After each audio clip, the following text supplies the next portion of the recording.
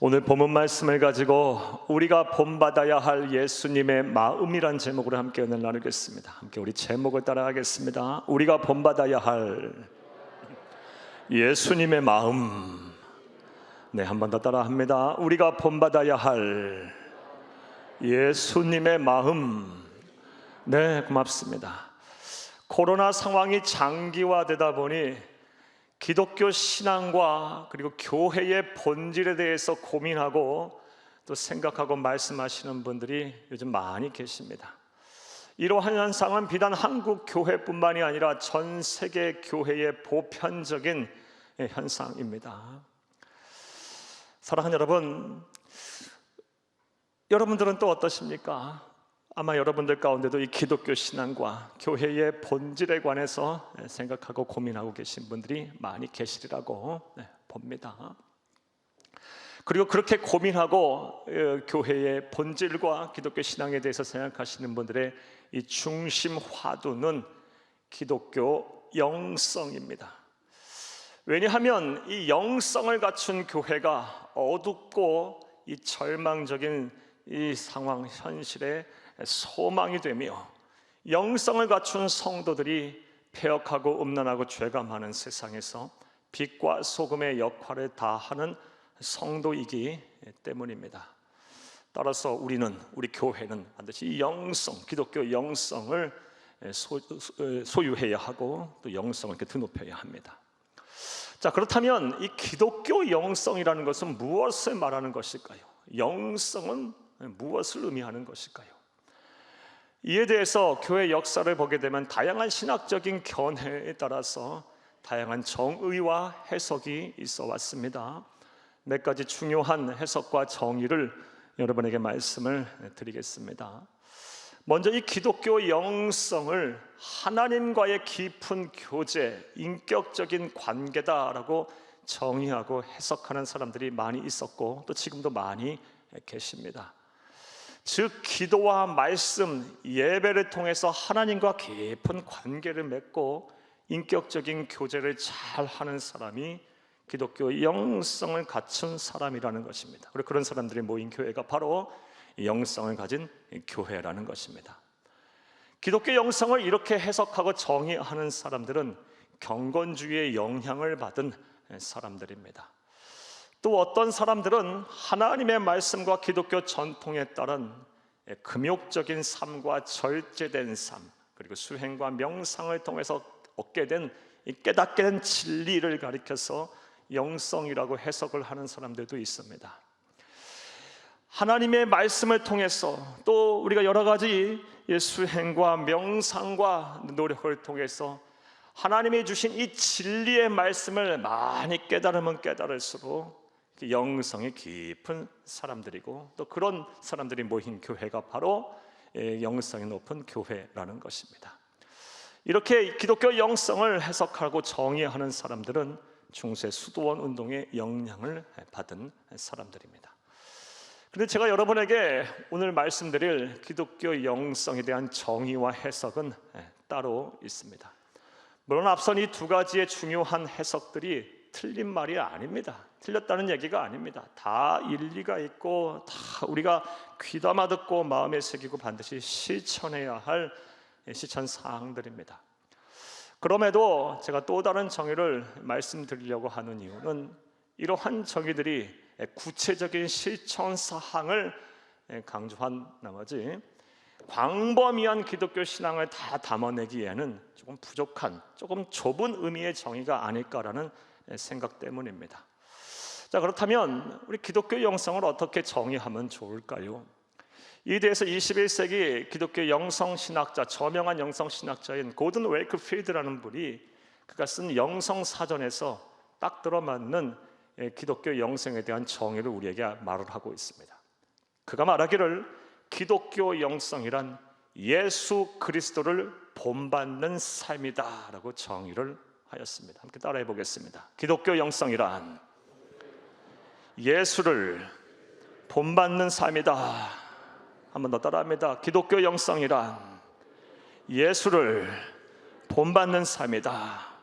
다시 말해서 예수를 본받으면 본받을수록, 예수를 닮으면 닮을수록, 예수님과 똑같아지면 똑같아질수록, 작은 예수가 될수록 그런 사람들은 바로 영성이 있는 사람이고, 그런 사람들이 모인 교회, 또 예수를 닮은 교회, 예수를 전하는 교회, 예수가 중심인 교회가 바로 영성이 있는 교회라는 것입니다.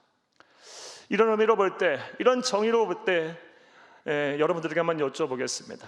여러분들은 예수님을 얼마나 닮으셨다고 생각이 되십니까? 하나님께서 여러분을 판단하실 때, 또 세상 사람들이 여러분을 볼 때 여러분의 영성의 점수는 몇 점이나 될 것 같으십니까? 얼마나 예수를 닮으셨습니까? 사랑하는 여러분, 저와 여러분, 이 말씀을 듣는 모든 분들, 그리고 예배드리는 모든 분들이 예수를 닮아서, 예수를 본받아서 작은 예수가 돼서 다 영성이 충만한 이 세상에 정말 빛과 소금 같은 역할을 하는 참된 성도가 다 되기를 간절히 주의 이름으로 축복합니다. 그러므로 우리는 예수에 대해서 아는 것에 참 집중을 해야 합니다. 왜냐하면 예수를 알아야 예수를 닮죠. 알지도 못한 상태에서 어떻게 예수를 본받고 예수를 닮을 수가 있습니까? 아는 것부터가 시작입니다. 모방은 아는 것부터서 시작이에요. 예수를 열심히 모방하고 예수를 열심히 따라가고 작은 예수가 되어 예수님을 닮아가려면 예수님에 대해서 잘 알아야 합니다. 그런 의미로 볼 때 오늘 본문 말씀은 우리에게 굉장히 의미가 있습니다. 왜냐하면 오늘 본문 말씀을 통해서 예수 그리스도, 우리가 본받고 따라야 할 예수 그리스도의 깊은 내면의 세계, 예수님의 마음을 알 수가 있기 때문입니다. 오늘 본문 말씀을 통해서 예수님의 마음을 살펴보며, 우리가 본받고 따라야 할 이 예수님의 깊은 내면의 세계인 마음을 살펴보며 은혜를 나누겠습니다. 그 은혜의 시간이 되기를 간절히 주의 이름으로 축복합니다. 자, 그렇다면 우리가 본받고 따라야 할 예수님의 마음은 무엇일까요? 이에 대한 답을 오늘 본문 말씀에서 찾기에 앞서서 우리 본문의 내용 설명부터 여러분에게 좀 해드리겠습니다. 오늘 본문 말씀 우리가 너무나 잘 아는 본문입니다. 오병이어의 기적입니다. 보리떡 5개와 물고기 2마리로 장정만 5,000명을 먹이고 12바구니를 남긴 기적의 사건입니다. 이 오병이어의 기적에 대한 말씀 모르시는 분은 아마 거의 없을 것입니다. 이 본문을 가지고 수많은 설교를 여러분 그동안 들어오셨을 것입니다. 아주 중요한 본문입니다. 그래서인지 마태, 마가, 누가, 요한 이 사복음서 전부에 이 오병이어의 기적의 사건이 기록이 되어 있습니다. 내용을 간단하게 말씀을 드리면 다음과 같습니다. 예수님께서 디베라 바다라 하면 갈릴리 호수에 따른 명칭입니다. 갈릴리 바다라고도 합니다. 디베라 호수, 디베라 바다, 갈릴리 호수 건너편으로 예수님께서 건너가셨을 때 수많은 사람들이 예수님을 따라왔습니다. 그 이유는 이전에 예수님께서 행하신 기적 때문이었습니다. 수많은 병자들을 다 이렇게 고치시자 수많은 사람들이 병에서 낫기 위해서, 또 다른 기적을 보고 체험하기 위해서, 자신의 것으로 삼기 위해서 예수님을 따라왔습니다. 그리고 그렇게 시간이 흐르고 날이 저물자 예수님께서 그대 육신의 배고픔을 아시고 그 옆에 있는 제자 중에 한 사람이었던 빌립에게 물으셨습니다. 빌립아, 우리가 어디에서 이 떡을 사서 이 배고파하는 사람들을 먹일까? 이렇게 말씀하신 것은 오늘 본문 말씀을 보게 되면 예수님이 다 계획을 가지고 계셨는데 이 제자인 빌립을 시험하기 위해서라고 오늘 본문 말씀에 기록이 되어 있습니다. 이러한 예수님의 물음에 빌립이 무엇라고 대답을 합니까? 주님, 불가능해요. 안 되는 얘기예요. 각 사람에게 조금씩 돈을 걷어도 200데나리온이라 되는 돈이 부족합니다. 200데나리온이라는 돈은 1데나리온이 하루 노동자 품삯이니까 노동자가 200일 동안 한 푼도 쓰지 않고 자신의 그런 급여를 다 이렇게 모았을 때 해당하는 그런 큰 액수의 금액입니다. 그러니까 도저히 이거는 불가능한 일이다라고 예수님에게 말을 한 것입니다. 거기에다 또 다른 제자인 안드레 또한 거들면서 이야기합니다. 어린아이 하나가 보리떡 5개와 물고기 2마리를 가져왔는데 이것 갖고 무엇을 하실 수가 있겠습니까? 안 된다, 불가능하다라고 예수님에게 말을 한 것입니다. 하지만 예수님의 사전엔 불가능이란 없습니다. 예수님께서는 불가능을 가능하게 만드셨습니다. 기적을 행하셨습니다. 제자들에게 명령하셨습니다. 사람들을 다 자리에 앉게 하라. 그리고 어린아이에게서 받은 이 보리떡 5개와 물고기 2마리를 가지고 하늘을 향해서 높이 들고 축사하셨습니다. 감사 기도를 하셨습니다. 그리고 제자들에게 명령하십니다. 이것들을 다 떼어주라, 나누어주라. 자, 그런 놀라운 기적이 일어납니다. 떼어주고 나눠주고 나눠줘도 마르지 않은 화수분처럼 계속해서 이 떡과 물고기가 계속 쏟아져 나오는 겁니다. 그곳에 모여있던 수만 명의 사람들이 음식을 먹었습니다. 배불리 먹었습니다. 장정만 5,000명이라는 사람들이 먹었고, 남은 것을 거두어들이니 12바구니나 되었습니다. 사랑하는 여러분, 우리는 이러한 기적을 접하면서 다음과 같은 영적인 교훈과 진리를 알게 됩니다. 우리가 먹고 마시는 모든 일용한 것들, 우리가 소유하고 우리가 누리는 모든 것들은 누구로부터 온 것이다? 하나님으로부터 온 것이다 라는 것을 우리가 분명히 알게 됩니다. 우리가 먹고 마시는 것, 우리가 소유하고 지금 우리가 누리고 가지고 있는 것, 이건 모두 하나님이 여러분에게 주신 은혜의 산물임을 꼭 기억하시기를 간절히 주의 이름으로 축복합니다. 근데 안타깝게도 많은 성도님들이 그렇지 않아요. 내가 노력하고 내가 땀 흘리고 내가 열심을 다하여 내가 소유하고 내가 받고 내가 누리는 거라고 생각하고 이렇게 살고 계시는 분이 참 많아요. 여러분들은 어떠십니까? 그러나 분명한 사실은 그것 또한 하나님께서 허락하시지 않으면 안 되는 거예요. 하나님으로부터 온 거예요. 천하 우주 만물을 소유하시고 복의 근원이신 하나님께서 우리에게 주신 거예요. 이것을 분명히 알고 지금 여러분의 손에 주어진 것, 먹고 마시는 모든 일용한 음식에 일용한 것들에 감사하고 또 겸손히 하나님을 잘 섬기는 그런 귀하고 복된 성도님들이 다 되기를 간절히 바랍니다. 할렐루야. 자, 다시 본문의 내용 설명으로 들어오겠어요. 이런 기적을 일으키자, 오병이어의 기적이 일어나자 예수님 주변에 모여있던 수많은 사람들이 이제 예수님을 향하여 열광하기 시작합니다. 그리고 예수님을 왕으로 이렇게 추대하려고 해요. 하지만 예수님은 이런지하에 이런 생각을 거절하셨어요. 그리고 아셨어요. 제자들 땀만 품지 않도록 바다 건너편에 배 띄워서 빨리 건너게 하시고 홀로 산에 기도하러 가셨습니다. 이 오늘 본문의 내용입니다. 자, 이제 이런 내용 이해를 바탕으로 생각을 해보겠습니다. 우리가 오늘 본문 말씀을 통해서 배워야 할 예수님의 마음은 무엇일까요? 예수님을 본받으려면 예수님의 마음을 잘 알아야 하는데, 우리의 영성을 함양하고 고추시키기 위해서 우리가 본받아야 할 예수님의 마음은 무엇일까요? 자, 이제부터 따라 하시겠습니다. 첫째로, 우리 육체의 고통을 먼저 아시고 해결해 주시려는 자비의 마음입니다. 이 마음을 우리가 잘 알고 우리가 본받아야 돼요. 하나님이신 예수님은 하나님의 백성이 우리 육체의 고통을 먼저 아시는 분이십니다. 그리고 가만히 계시는 분이 아니고 먼저 해결해 주시려는 이 자비의 마음, 사랑의 마음을 가지신 분이십니다. 그리고 우리가 이런 마음을 우리 또한 소유하고 본받을 때 비로소 우리가 영성을 갖춘 성도, 영성을 갖춘 교회가 된다라는 것입니다. 사랑하는 여러분, 우리가 좀 거룩한 상상력을 발휘해서 오늘 본문의 이 내용, 이 본문의 현장 속에 한번 참여를 해봅시다. 한번 가정을 해보겠습니다. 여러분 머릿속으로 한번 이미지를 그려보시기를 바랍니다. 자, 드넓은 초원이 확 이렇게 펼쳐져 있습니다. 우리 본문의 내용 속에 들어가 있는 거예요. 네, 초원이 보이십니까? 드넓은 초원 너머에 파란 물결이 찰랑찰랑거리는 이 갈릴리 호수, 티베라 바다, 갈릴리 바다가 펼쳐져 있습니다. 그리고 저 산등성이부터 초원을 통과하여 이 갈릴리 호수 쪽으로 부는 바람이 기가 막히게 시원스럽게 붑니다. 날씨가 너무 좋아요. 여러분 보이십니까? 그려지십니까? 하늘은 또 왜 이렇게 높고 청명한지 참 아름다운 날씨고 참 따뜻하고 참 청명한 날씨입니다. 이 드넓은 초원에 조그마한 구름 상지가 있고 그곳에 예수님이 우뚝 서 계십니다. 그리고 아주 자상하고 따뜻하고 아주 사랑스러우며 또 반면에 아주 권위가 있고 아주 낭낭한 목소리로 예수님께서 천국 복음에 대한 설교를 하고 계십니다. 여러분 들리십니까? 이 소리 들어왔으면 좋겠네요. 이 설교를 하고 계세요.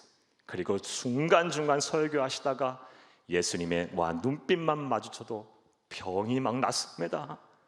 예수님께서 막 선포만 해도 평생 걸어보지 못한 사람이 막 일어나 춤을 추고 뛰며 찬양을 하고, 한 번도 세상을 바라보지 못했던 사람들이 막 눈을 뜹니다. 귀신이 막 떠나갑니다. 이런 역사들이 막 이곳저곳에서 막 일어나고 있습니다. 막 이곳저곳에서 환호성과 탄식 소리가 들리고 박수 소리가 들리고 막 하나님을 찬양하는 찬송 소리가 외쳐 들리고 있습니다. 우리가 그 현장에 지금 있다고 생각을 해보세요. 시간 가는 줄 모르겠죠. 날이 새는지도 모를 거예요. 배고픈지도 모를 거예요. 실제로 우리가 예배를 드리다가 은혜를 받게 되면 시간 가는 줄 몰라요. 벌써 예배가 끝났어, 벌써 말씀이 끝났어. 배고픈지도 모르고 시간 가는지도 몰라요. 하물며 하나님이신 예수님께서 이 세상에 오셔서 말씀을 전하셨다면 오죽했겠습니까? 얼마나 은혜의 도가니였을까요? 그곳에 모인 사람들은 시간 가는 줄 몰랐어요. 날이 어두워지는지도 몰랐어요. 배고픈지도 몰랐어요. 육체의 고통을 못 느끼고 있었어요. 그러나 하나님이신 예수님께서 먼저 그곳에 모인 사람들의 육체의 고통인 배고픔을 아셨습니다. 그리고 누가 요구한 것도 아니고 누가 기도한 것도 아니고 간구한 것도 아닌데 하나님이신 예수님께서 그곳에 모인 사람들의 육체의 고통인 이 배고픔이라는 고통을 해결하시려고 하셨습니다. 5절을 함께 읽겠습니다. 예수께서 눈에 들어 큰 무리가 자기에게로 오는 것을 보시고 빌립에게 이르시되 우리가 어디서 떡을 사서 이 사람들을 먹이겠느냐 하시니, 누가 간구하고 요청한 것도 아니에요. 먼저 우리 주 예수 그리스도께서 배고파할 것을 아시고 하는 것을 아시고 이 문제를 해결하려 하셨습니다. 이처럼 우리 주 예수 그리스도는 우리의 육체의 고통을 먼저 아시는 분이십니다. 잘 아시는 분이십니다. 그리고 해결해 주시려고 노력하시는 그런 자비의 마음, 사랑의 마음을 가지신 분이십니다. 하지만 안타깝게도 오늘날 많은 성도님들이 이러한 마음을 가진 예수 그리스도를 온전히 이해하지도 않고 또 믿으려 하지도 않습니다. 하나님은 저 먼 우리의 초월적인 영적인 세계에나 존재하는 분이시고, 우리의 현실 세계, 우리가 육체적인 고통을 당하는 이 현실 세계에서는 어떠한 당장 우리에게 유익과 도움도 되지 않는 분으로 믿고 사는 성도들이 얼마나 많은지 모릅니다. 또한 우리가 대단한 헌신과 봉사와 또 하나님께 많은 것을 드리는 조건 위에서 하나님께서 우리를 위하여 일하시고 우리의 육체의 고통의 문제를 해결하신다라고 생각들을 합니다. 사랑하는 여러분, 그러나 우리 주 예수 그리스도는 그런 분이 아니에요. 우리의 육체의 고통을 먼저 아시는 분이세요. 그리고 이것을 해결하시기 위한 자비하게 노력하시는 자비의 마음, 사랑의 마음을 가지신 참으로 좋으신 우리의 아버지가 되세요. 그러므로 지금 대단한 헌신과 봉사에 있지 못있다 할지라도 지난날 나의 삶을 되돌아보니 다 하나님 앞에 부끄러운 것뿐이고 과오뿐이라 할지라도 지금 당장 육체의 고통으로 힘든 삶을 살고 계신 분이 계신다면 이 자비의 마음을 가진 예수 그리스도를 바라보시기를 간절히 주의 이름으로 부탁드립니다. 그리고 기도하세요. 도와달라고 간구를 하세요. 그러면 우리 주님은 절대 외면을 하지 아니시고 여러분의 삶의 고통, 육체의 고통을 해결하실 것입니다. 할렐루야. 무엇보다 그리스도인 우리, 예수님에게 귀한 이 사랑과 생명을 빚은 우리 또한 이러한 자비의 마음, 예수님의 자비의 마음을 본받고 소유해야 할 것입니다. 우리 주변에 둘러보면 얼마나 육체의 고통을 당하고 있는 우리의 이웃들이 많은지 몰라요. 우리가 바쁘다는 핑계로, 우리 살기 힘들다는 핑계로, 우리 또한 육체의 고통을 겪고 있다는 핑계로 우리가 돌아보지 못하고 외면하고 있는 어려운 이웃들이 얼마나 많은지 몰라요. 우리가 이 예수 그리스도의 이 자비의 마음, 먼저 육체 고통을 아시고 도와주고 해결하려는 이 자비의 마음을 우리가 소유하여 본받아 우리 주변에 있는 어려운 이들을 도울 때 비로소 우리가 영성을 갖춘 예수님의 마음을 소유한 참된 성도, 복된 성도, 하나님을 기쁘시게 하고 사람들에게 칭찬을 받는 진짜 그리스도인이 되는 것입니다. 사랑하는 여러분, 저와 여러분이 이러한 예수의 마음을 반드시 소유하고 우리 교회가 이런 마음으로 가득 찬 교회가 되어야 할 줄로 믿습니다. 첫 번째, 우리가 본받아야 할 우리의 영성을 위해서, 기독교의 영성을 위해 본받아야 할 예수의 마음, 우리의 육체의 고통을 먼저 아시고 해결해 주시려는 자비의 마음입니다. 또 우리가 소유해야 할 이 예수님의 마음, 본받아야 할 예수님의 마음은 무엇일까요? 따라하겠습니다. 둘째로, 세상 모든 것이 하나님의 것이기에 낭비하지 않고 귀하게 여기는 절약의 마음입니다. 이 마음을 소유할 때 영성 있는 사람이라는 거예요. 그리고 이런 마음을 소유한 교회가 바로 예수님을 닮은 교회, 예수님의 마음을 가진 교회, 세상을 변화시키고 세상의 소망이 되는 교회가 된다는 것입니다. 사랑하는 여러분, 오늘 이 오병이어의 기적을 통해서 남은 이 보리떡과 물고기를 예수님께서는 어떻게 처리하라고 말씀하셨나요? 12절을 함께 읽겠습니다. 그들이 배부른 후에 예수께서 제자들에게 이르시되 남은 조각을 거두고 버리는 것이 없게 하라 하심으로 아멘. 하나도 버리지 말라, 다 거두어 드려라, 버리는 것이 없게 하라 라고 말씀하셨습니다. 거두어 보니 12바구니나 남았어요. 사랑하는 여러분, 그렇다면 예수님께서 이 보리떡과 이 물고기, 그것이 너무 귀하다고 생각이 되셔서 이것을 하나도 버리지 말고 남기라고 말씀하셨던 것일까요? 물론 예수님의 마음은 그런 마음이에요. 하지만 당시 세상 사람들 세계관 속에서는 이 보리떡과 물고기는 이 소년이 갖고 온 이 기적의 도구로 사용된 이 보리떡과 물고기는 그렇게 귀한 음식들이 아니었어요. 1세기 성서시대 로마 시대에 있어서 이 보리라는 식자재는 그렇게 귀한 식자재가 아니었습니다. 일반 대중들 중에서도 최하층민들이나 먹는 음식이었어요. 어느 정도 사는 사람들은 다 이걸 가축의 사료로 썼어요.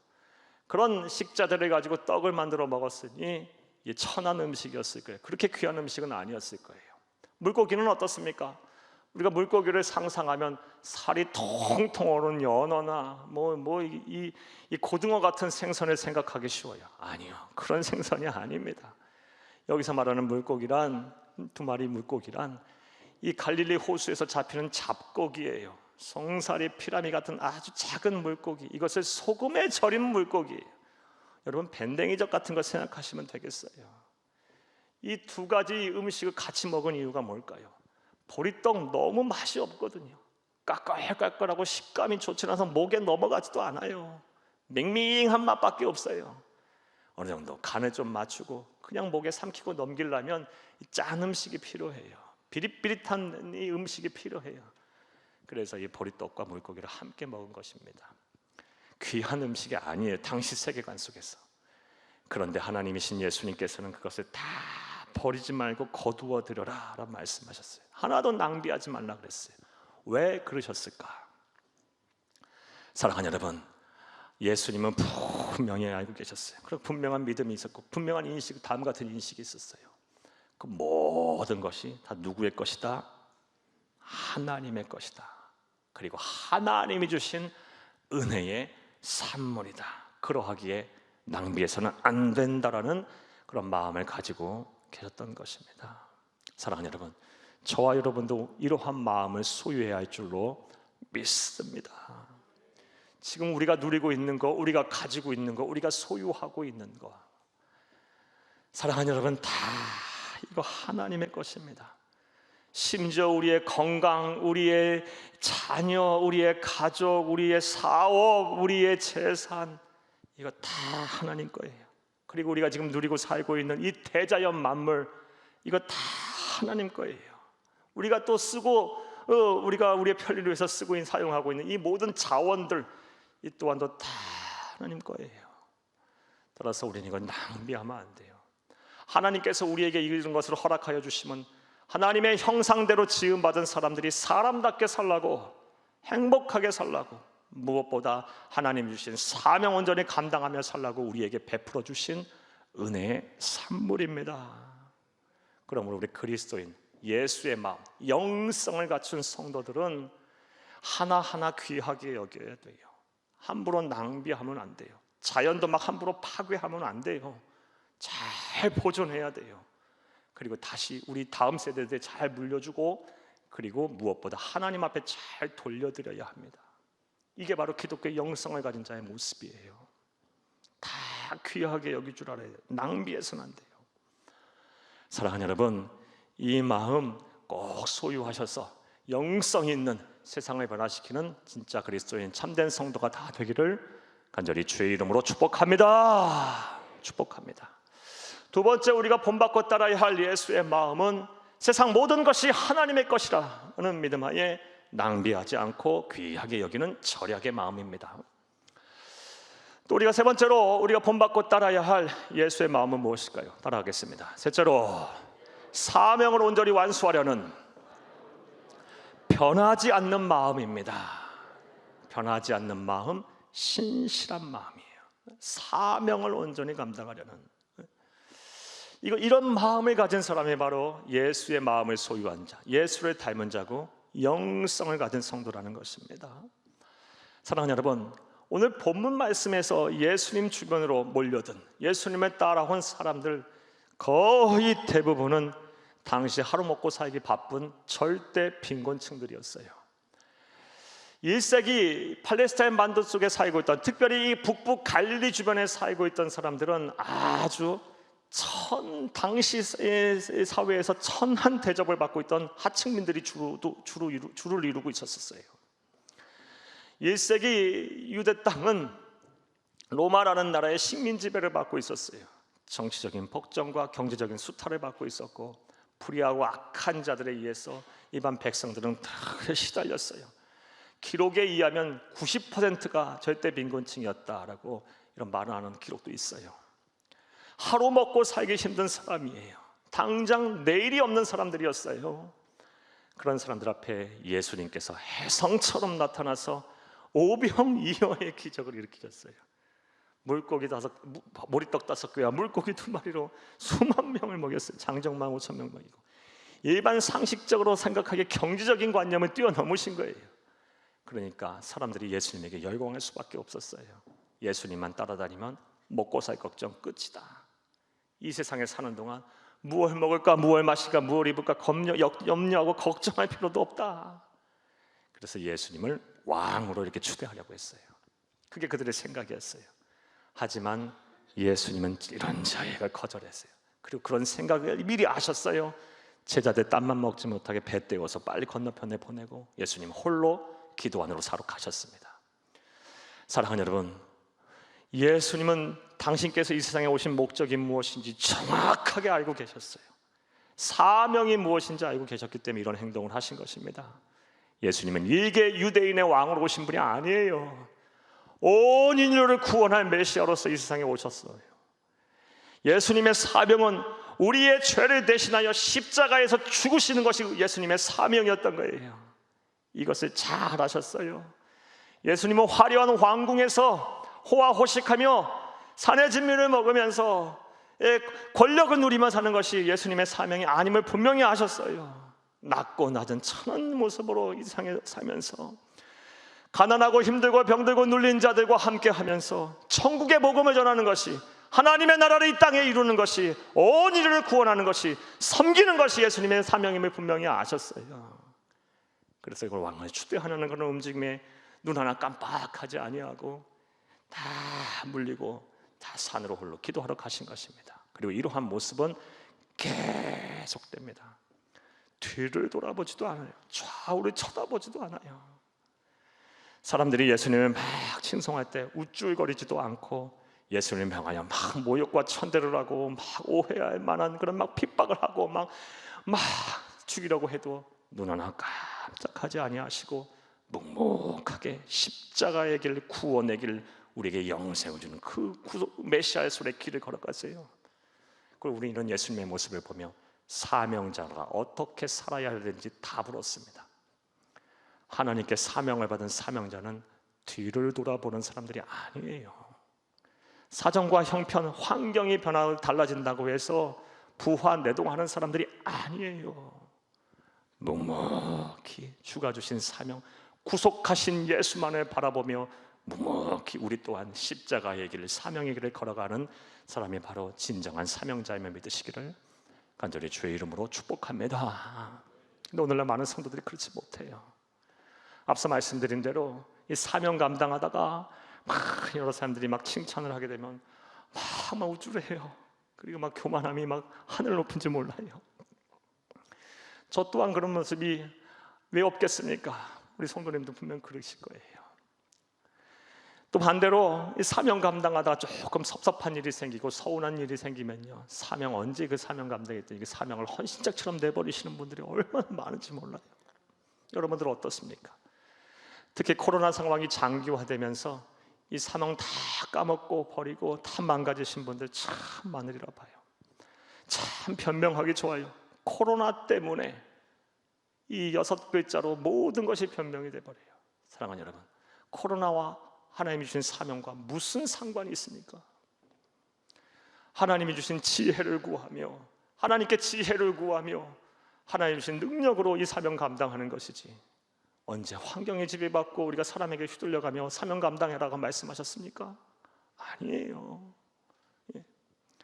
묵묵히 우리 예수님 걸어가신 그 길, 저와 여러분 또한 걸어가야 할 줄로 믿습니다.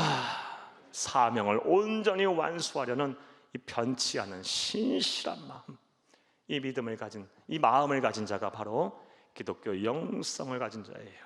그리고 이런 마음을 가진, 이런 예수를 닮은 사람을 통해서 이 폐역하고 음란하고 죄가 많은 세상에 하나님의 나라가 이루어지는 것입니다.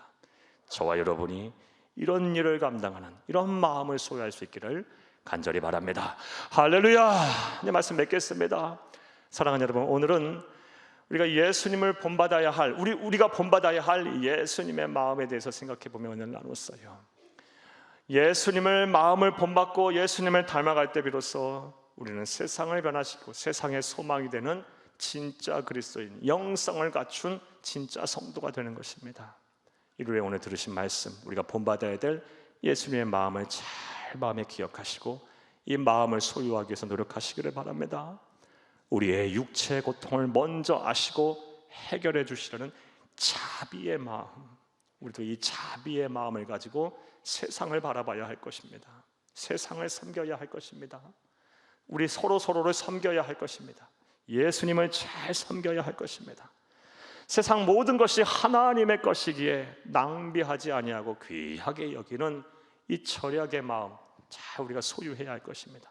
하나님의 백성들은 하나님이 우리에게 허락하시는 것 다 하나하나 귀하게 여기고 의미를 두어야 합니다. 소중하게 생각해야 합니다. 잘 관리하고 잘 보존해야 될 사명이 있어요. 우리 것이 아니에요. 우리가 잠깐 빌린 것이고 하나님께서 우리에게 주시는 은혜의 산물일 뿐이지 다시 하나님 앞에 잘 돌려드려야 돼요. 이것을 우린 관리자일 뿐이에요. 이것을 성경에서 우리 청직이라고 말하고 있어요. 무엇보다 사명을 온전히 완수하려는 이 변하지 않은 신실한 마음, 우리의 마음이 되어야 할 줄로 믿습니다. 우리가 이 마음을 소유하기 위해서 노력하다 보면 언젠가 우리 예수님과 비슷한 모습이 될 거라 봅니다. 영성을 갖춘 진짜 성도, 참된 예수님의 제자로서 되는 날이, 그런 날이 오리라 봅니다. 저와 여러분이 그 날이 속히 오기를 바라며 하루하루 예수님을 본받기 위해서 최선을 다하는 삶을 살아가기를 간절히 주의 이름으로 부탁합니다. 축복합니다. 축복합니다.